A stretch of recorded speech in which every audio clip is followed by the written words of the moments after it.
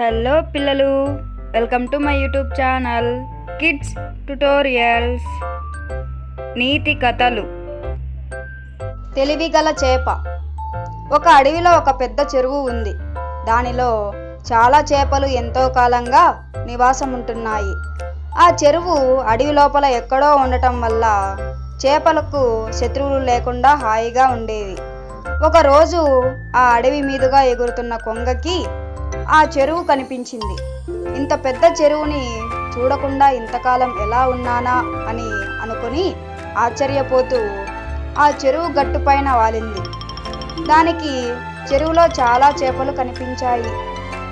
ఇక తన ఆహారానికి ఎలాంటి ఇబ్బంది లేదనుకొని ఆనందంగా అక్కడే కొంత దూరంలో నివాసం ఏర్పరచుకుంది.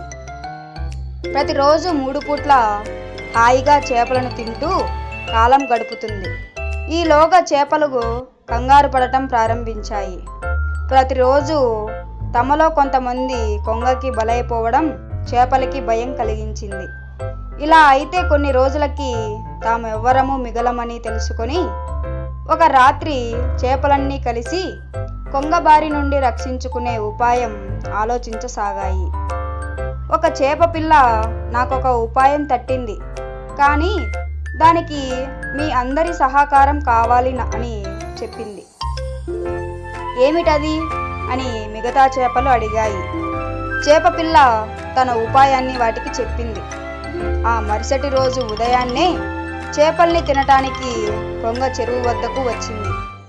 కానీ చెరువులో చేపలన్నీ తేలుతూ కనిపించడం చూసి ఆశ్చర్యపోయింది.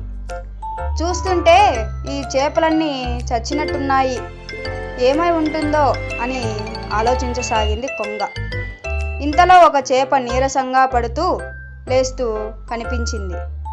కొంగ ఆనందంగా ఆ చేపను పట్టుకోవడానికి ముందుకు వచ్చింది.